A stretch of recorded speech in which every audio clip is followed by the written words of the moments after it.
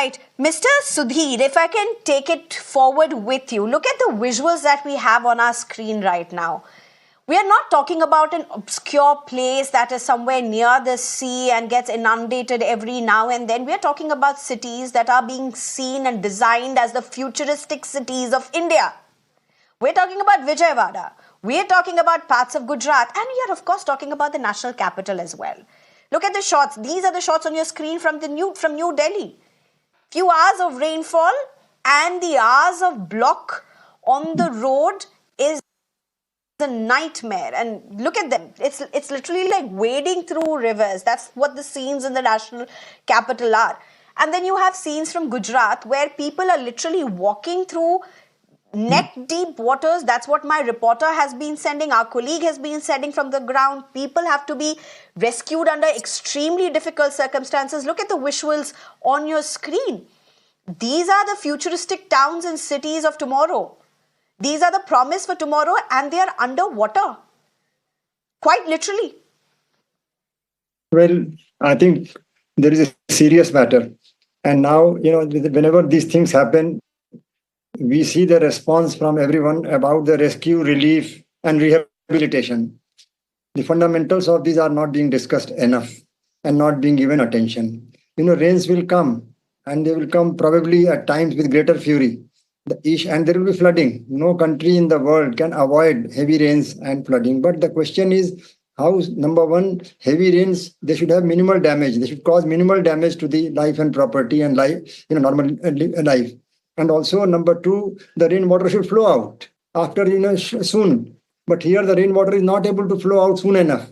So the fundamental problem is that the drainage planning has not been done and not given attention. In the first instance, it has not been done adequately. And wherever it has been done, it has been ignored. Rainwater has to flow according to natural drainage pattern. But when we are developing road network, the natural drainage system is ignored. We develop road, you flatten the undulation. Natural undulations are flattened, and we want to have a straight road. Whereas the natural drainage system goes in a zigzag manner.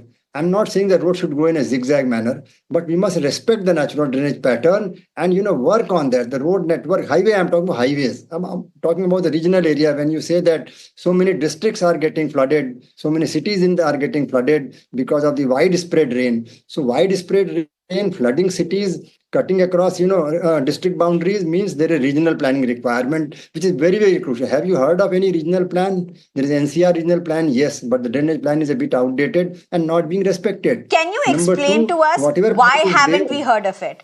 Why aren't we hearing of infrastructure and urban development that speaks and addresses this concern? Are we living in some island of imagination where we think that this is not going to affect us? These are ordinary people like me.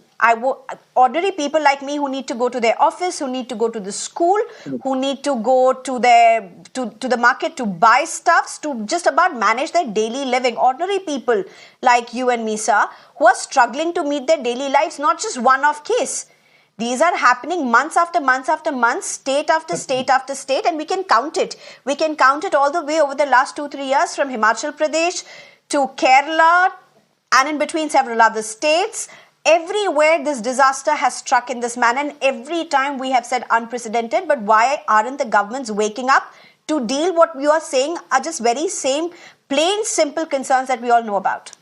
But in addition to that, that is the regional planning, and also if I can use the word greed, real estate development is overwhelming.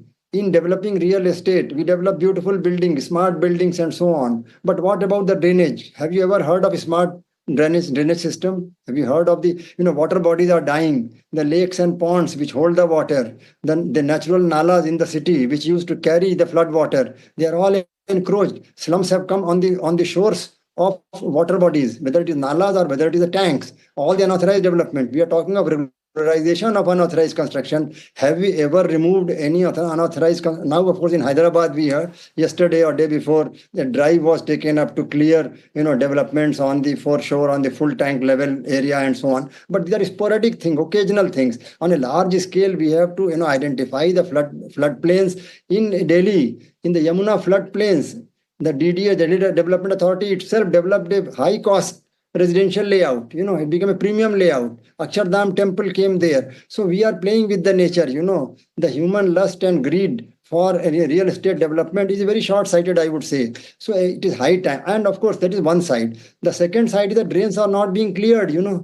Even during the rain, whatever is there, if you clear the drain off and on. Okay. Because earlier, about 50 years ago, the drains on the roadside used to be open drains, and it could be cleaned. If you could see where the water is logging and what muck is there, clean it up. Now they are all encased. They are all covered on top with concrete. So you don't know inside where it has ruptured, where waste has solid waste or plastic waste or whatever waste has gathered. So it blocks here and there. So the only way out is to clean it up from time to time, regularly, every month, every 15 days, just like you clean the road. This is just basic common sense. We lost young lives in the national capital because there was encroachment, illegal encroachment, the storm drains were not working, and students who would have been the future of India, who should have had the right to employment, have their lives snuffed off early on because the infrastructure completely collapsed. That's the reality of the national capital. But